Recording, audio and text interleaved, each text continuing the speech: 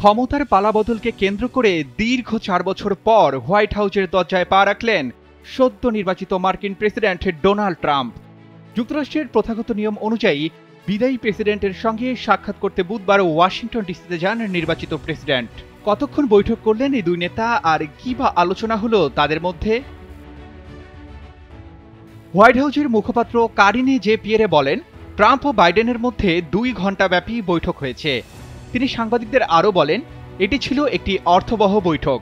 যুক্তরাষ্ট্র ও বিশ্ব বর্তমানে যেসব বিষয়ের মুখোমুখি হচ্ছে সেগুলোর পাশাপাশি জাতীয় নিরাপত্তা ও অভ্যন্তরীণ নীতি সংক্রান্ত বিভিন্ন বিষয় নিয়ে তারা আলোচনা করেছেন। হোয়াইট হাউসের জাতীয় নিরাপত্তা বিষয়ক উপদেষ্টা জ্যাক সুলিভান সাংবাদিকদের জানান, বৈঠকে জো বাইডেন বলেছেন, ইউক্রেনকে সহায়তা করা হয়েছে যুক্তরাষ্ট্রের জাতীয় নিরাপত্তার স্বার্থে, কারণ একটি শক্তিশালী ও স্থিতিশীল ইউরোপ যুক্তরাষ্ট্রকে সরাসরি যুদ্ধে জড়ানো থেকে রক্ষা করবে। এ সময় ট্রাম্প দ্রুত রাশিয়া ইউক্রেন যুদ্ধ শেষ করার প্রতিশ্রুতি দেন, তবে কিভাবে তা করবেন তা ব্যাখ্যা করেননি। ডোনাল্ড ট্রাম্প নিউ ইয়র্ক পোস্টকে দেওয়া সাক্ষাৎকারে বলেছেন, তিনি ও বাইডেন বৈঠকে মধ্যপ্রাচ্য নিয়ে অনেক কথা বলেছেন। ট্রাম্প বলেন, আমরা কোন অবস্থায় আছি সে বিষয়ে আমি বাইডেনের মতামত জানতে চেয়েছি। তিনি আমাকে তা বলেছেন, তিনি খুব আন্তরিক ছিলেন। 2020 সালের মার্কিন প্রেসিডেন্ট নির্বাচনে রিপাবলিকান দলের প্রার্থী ডোনাল্ড ট্রাম্পকে হারিয়ে যুক্তরাষ্ট্রের প্রেসিডেন্ট হন ডেমোক্রেটিক দলের জো বাইডেন।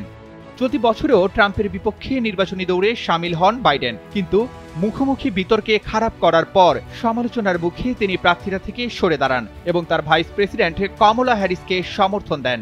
কমলা হ্যারিস ডেমোক্রেটিক দলের প্রার্থী হওয়ার পর ব্যাপক জনপ্রিয়তা অর্জন করেন, কিন্তু নির্বাচনে তিনি ট্রাম্পের কাছে পরাজিত হন।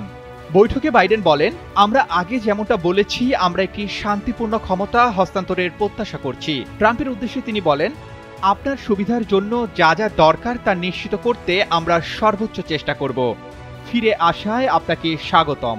এদিকে ডোনাল্ড ট্রাম্প জো বাইডেনকে বলেন, রাজনীতি কঠিন, অনেক ক্ষেত্রে এটা খুব সুন্দর জগৎ নয়, তবে আজকেরটা সুন্দর। ক্ষমতা হস্তান্তর অনেক বেশি শান্তিপূর্ণ হবে বলেও প্রত্যাশা ব্যক্ত করেন ট্রাম্প, আর এজন্য তিনি বাইডেনের প্রশংসা করেন।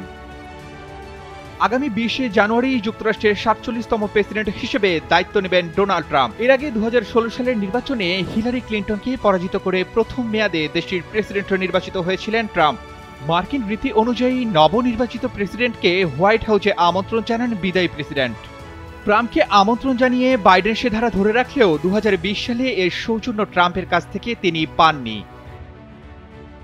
Arman Ali, Daily Sun.